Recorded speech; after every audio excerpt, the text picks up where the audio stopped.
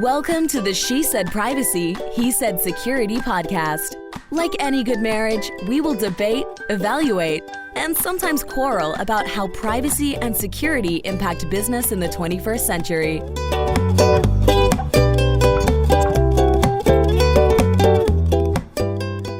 Hi, Jody Daniels here. I'm the founder and CEO of Red Clover Advisors, a certified women's privacy consultancy. I'm a privacy consultant and certified informational privacy professional, providing practical privacy advice to overwhelmed companies.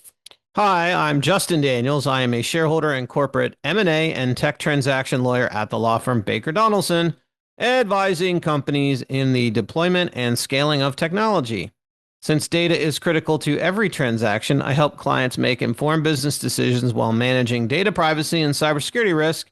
And when needed, I lead the legal cyber data breach response brigade. And this episode is brought to you by Odd Claw on my head, everyone. Okay, this episode is brought to you by Red Clover Advisors. We help companies to comply with data privacy laws and establish customer trust so that they can grow and nurture integrity.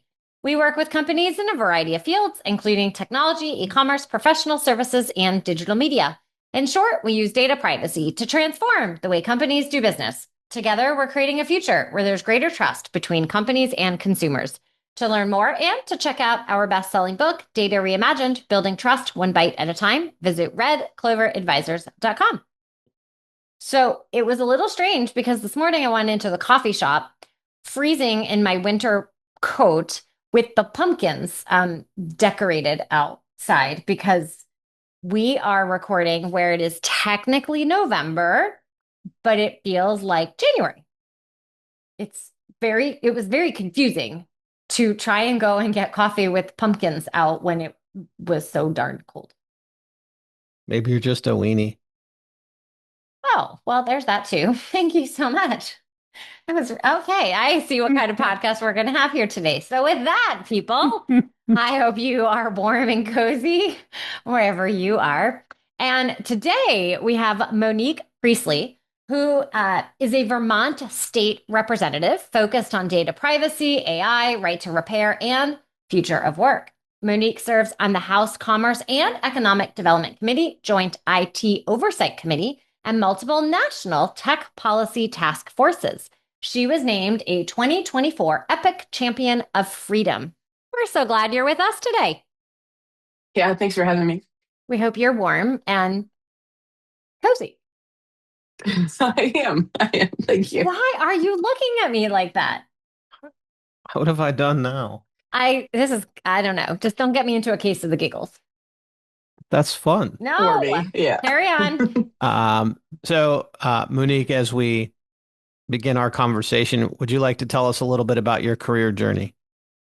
Yeah, sure. Yeah, thanks so much for having me. So, my career has kind of taken two kind of parallel paths. So on the one hand, most of my paid work has been in tech. So starting at hardware and network kind of administration, and then going into web design and front end design of apps for startups, and then going into software as a service for an ed tech software as a service. That I had most of the roles except for sales and back-end engineering, and so everything from customer support to implementation to integrations and payment processing and data migration and product management, customer support. And then the other kind of parallel has been a lot of community and economic development roles, all to kind of lead up into getting into the legislature and then kind of taking the lead on consumer tech policy.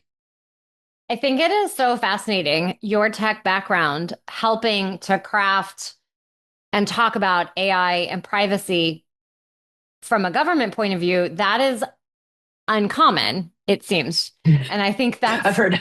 it's really, really interesting. And I think you have a really solid foundation, which brings me to, a lot of people are familiar with Vermont and the data broker law.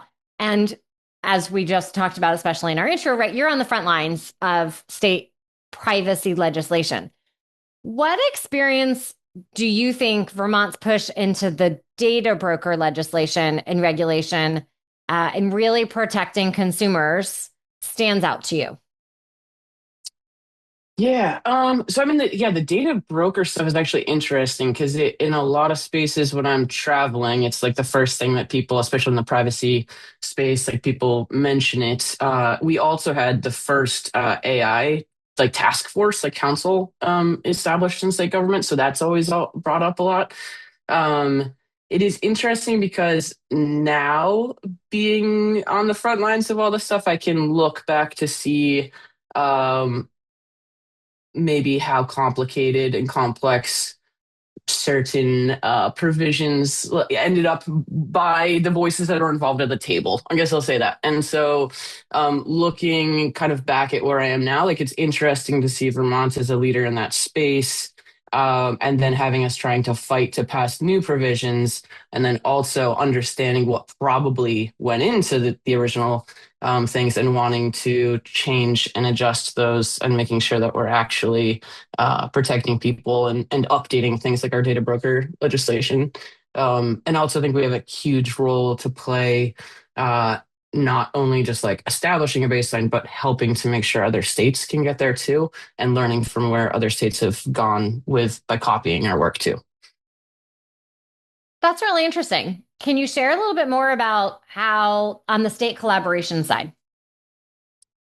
Yeah, so I think this is, I can't really tell how unique this is, but it feels anecdotally from both legislators in the state house and then also kind of elsewhere and in different sectors that there's a number of us that are working together across the whole country, and really trying to one, learn from each other and figure out what we're trying to like pass.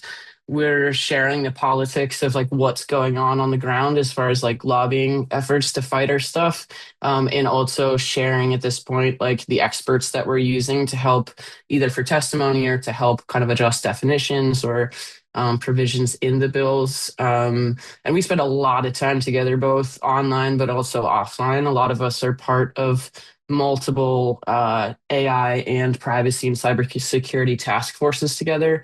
So we're often at like conferences speaking together. So yeah, in that way, there's a whole army trying to basically make sure that things are not regulated and or regulated with loopholes, and a lot of us are recognizing that and recognize what a beast we're up against as well. So in the very least, trying to have conversations that are transparent about what's happening has been really beneficial for a lot of us. Yeah. Thank you for sharing. I don't think people always appreciate that collaboration, so it's really helpful. Hey, Monique, how long is the legislative session in Vermont? Yeah. So, yeah, and this varies in every state pretty significantly, but in Vermont, it is the first week of January, usually through Mother's Day. And we meet Tuesday through Friday, like all day long. And so like live an hour away, so I go and stay in Montpelier during that time. The reason why I wanted to ask you that is, can you, similar to what Jody was saying, take us a little bit behind the scenes as to how it works if new privacy or with AI legislation is being considered, because that's a really short time period to pass a law. And then I guess if it doesn't get passed or it meets certain kinds of resistance, then I guess there's this whole period of time when you're not in session where things can be worked out or discussed or addressed.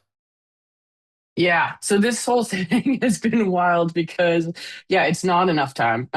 With how complex these bills are, it's not enough time to learn to get everybody up to speed for even one person to get up to speed, and then let alone get a whole committee up to speed, let alone get an entire House of Reps, and then the Senate committee, and then the Senate, like the Senate as a whole, and then the governor, basically get everybody educated on what's actually in the bill. It's not enough time. So early on, kind of like second year, and actually in particular this third year that we were just in, the Speaker of the House and my chair were basically like, "You are now completely dedicated to consumer tech policy for all your time," which for me is very much full time year round and double time kind of during session. And that means that for the most part with these, I'm spending a ton of time all year having coffee and meeting with people and working on definitions and trying to find witnesses and trying to have any conversations with people who are willing to talk through the actual like implementation of the policies, and then doing edits and stuff as we go. So, and then once we get into session, it's basically a scramble to. What I tend to do is host non-quorum, less than a quorum study sessions with all my committee members and any senators, and go line by line through these and address all of kind of the policy pieces and explain the tech and implementation, but then also explain all the politics of the arguments that everybody will hear and be confronted with so they can kind of understand a baseline of how they can counter and or questions they can ask. I think. So I guess one of the things we should be cognizant of, especially in Vermont, unless it's some front burner issue, it really can take multiple years for legislation to get done, especially on complicated technology topics that a lot of representatives may not have a base understanding of. Oh, for sure. And even Connecticut, like James Maroney says all the time, his privacy bill took 3 years to get passed, as well. So yeah, that is less of a, I mean, it was definitely a lobbying fight for him, but it was less of a lobbying fight. It tended to be more favored by industry. Yeah. Go ahead. I'm sorry. You're so excited. No, I guess the other thing that's interesting, Monique, is like, look at the EU AI Act. They passed it a while back, and it already seems obsolescent. So it seems like in the 3 years it may take to pass an AI law, the law might have to change dramatically just because the technology has changed so quickly. It just seems like that's another added layer that makes it really tough as a champion of common sense legislation to get it done. Yeah, I mean that's so with the privacy stuff and with say the age appropriate design code that I passed, and any of the AI bills, like I'm updating those maybe every 2 weeks generally, and that's one of those things where the primary lobbying attacks will be like you have to have everything consistent with all of the other states, and it's like yeah, but technology evolves like all the time. So like at one point, do we actually give a shit about keeping up with the tech? And they don't. They don't want it to. But yeah, it does. For the age appropriate design code, I was watching all of the lawsuits happening against all of the states. My cat is not going to be on the podcast. Sorry. And then just making changes as we go and having to reintroduce amendments over and over and over again, and then catching all of the players, basically my committee members, House members, Senate committee members. Every time I was going to make a change, I'd also have to educate everybody and be like, here's why, justify why I wanted to make a certain change. A question that's been on a lot of privacy pros' minds, and I recently talked about this, and Monique, you had a post on it. So given what we just talked about, how it can take years to talk about privacy bills, there are states that have been talking for years on privacy bills. What's interesting, though, in 2025, a new one at a comprehensive state level did not get passed. We still have a little bit of time left, so maybe one will happen. But I'm curious for your thoughts, and really to also help educate. There's definitely been work. We saw the flurry of bills that were introduced. And again, it's not new this year. There's been bills last year that were introduced and didn't move forward. What are your thoughts behind where we are now, and maybe what your prediction might be for next year? Yeah, so yeah, the big thing there is like there were a ton of privacy bills introduced, and in nearly every case I can think of, like Maryland, Maine, New York, Vermont, Washington, like a bunch of us had really strong consumer protective models that were closer to what Maryland passed. At the same time, industry ran around basically submitting counters to all of those. And the counters are an easier sell for the public. It's like easier to spin. It's usually the chambers of commerce and stuff that are rallying, and Google sending, and Amazon or whatever, all of the entities kind of sending through their, my business type of style offerings to all of their businesses saying like, hey, the legislators are going to mess with your business, and so you should go fight them, and you should push for that, you should support this thing. So at the same time, we're like trying to do all of the work we just talked about on trying to even get something moving and educating people all the time. You've got this counter proposal that's telling a bunch of misinformation and stuff about not only about the strong consumer protective one, but also misinformation about what's included or not included in the other model. And so across the board, basically all of us across the country were spending all of our time just supporting each other in holding back the counter proposals, and trying to make sure that we could hold on the strong ones. And so that's what happened in every state that I can think of, is we all still have the strong models that are going, and we were just trying to back off the like industry ones. So if you had a crystal ball, do we think it will be a repeat next year, or some of the time, because bills have already been introduced, they can be dusted off and save a little bit of time to ward off whatever, Yeah. The counter will be.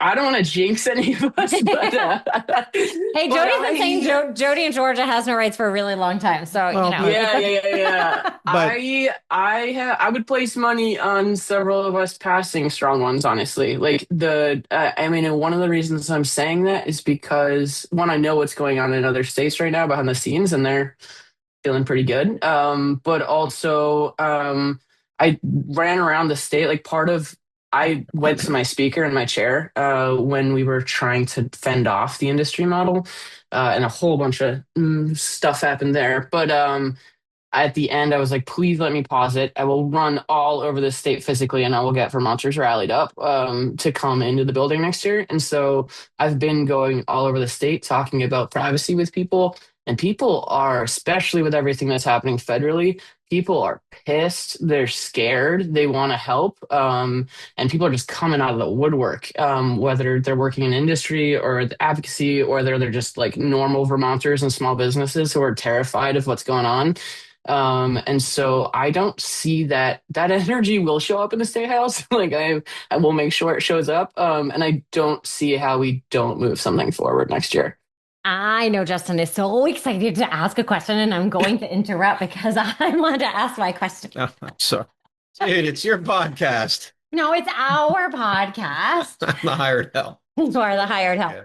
So, Monique, free help. I think a lot of companies struggle to get privacy attention it deserves in companies because the view is from some, it doesn't matter. People don't care. You just shared, oh no, look at all the people and they care. Can you share a few of the areas, maybe as it relates specifically to the privacy parts?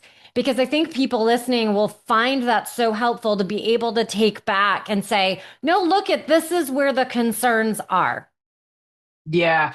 And actually, so some of the town halls are actually starting off where a lot of people will be like, oh, I'm not on social media, so I don't care. Or I don't think that I have any agency in this, or it doesn't really affect my life. And so I do this, basically we'll go through and be like, what is privacy to you? Which is always fascinating.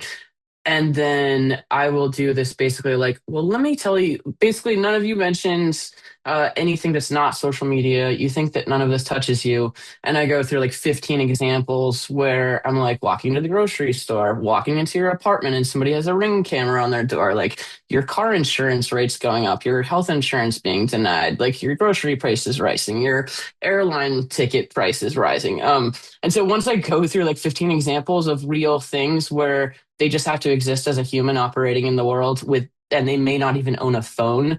They are pissed.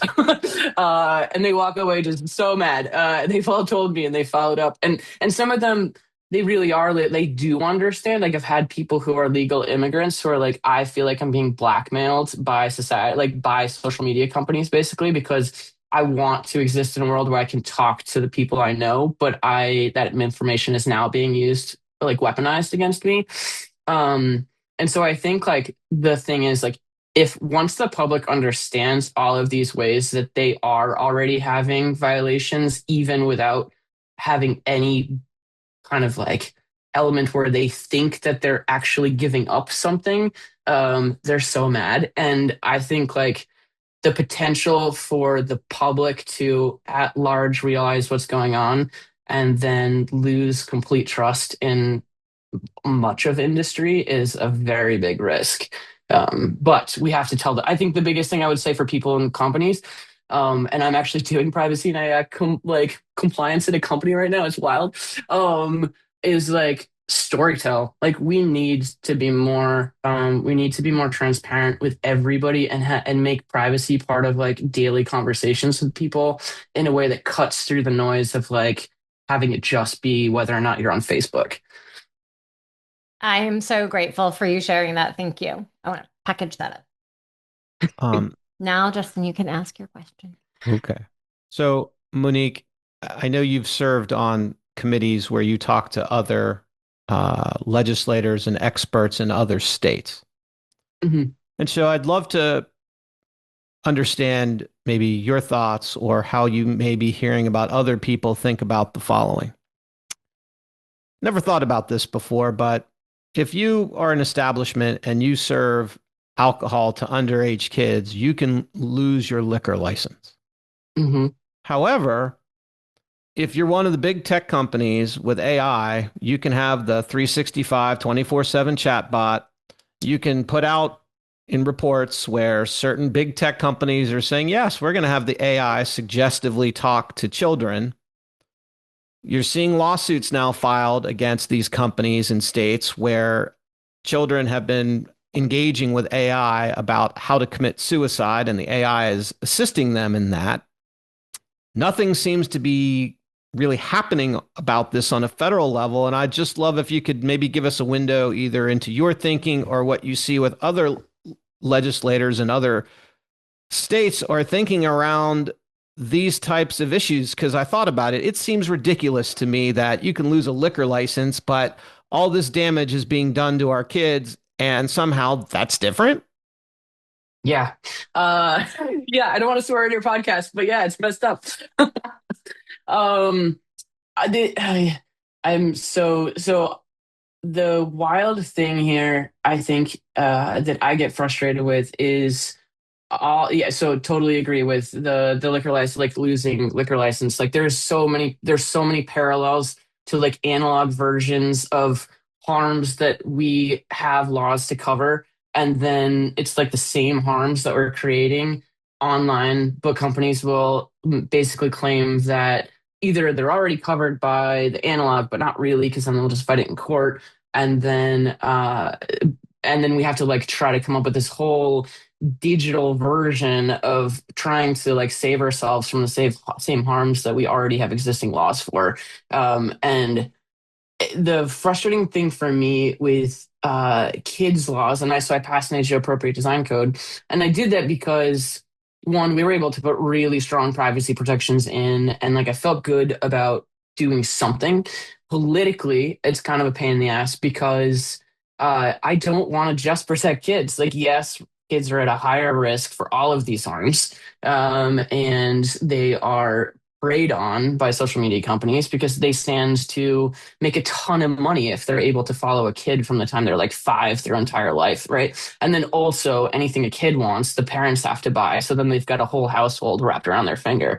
But at the same time, I want privacy protections and AI protections for everyone of all ages. I think like I really can't stand the virtual signaling of like just doing kids protections because it's politically sexy. And I think that at some point we have to have a conversation, and that actually gets complicated with like age verification conversations, which I think are largely just bullshit. And in order to like mess the cloud things up, when I think that really, if we were just having a conversation about protecting everyone at every age, then we wouldn't get into like age verification because we would just be doing the right thing. Yeah. Knowing what you know, and especially as someone helping to write these laws, what do you recommend companies think about? What might be the three big areas companies you should be paying attention to this when it comes to privacy and AI? Are these the good actors or the bad actors? I'm going to go with, we want the companies who believe in doing the right thing. We're going to talk to those companies because I think that's our, I think that's our audience. We're going to go with that. Thank you, audience, for being the good companies.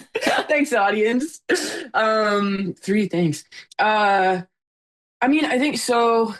I think part of the thing is like paying attention to the noise. And I guess the ways that we like to cloud the messaging to make things seem way more complicated or egregious than they are in order to get everybody riled up against certain things. So I would say